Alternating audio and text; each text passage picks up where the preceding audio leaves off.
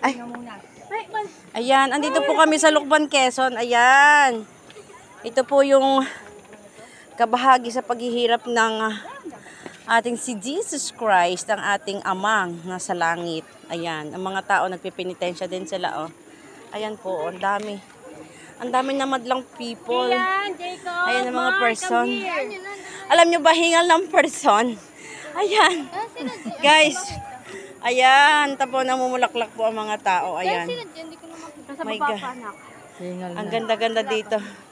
Hingal na. Ayan. Ang ikot po ng aking puso ay 45 degrees na.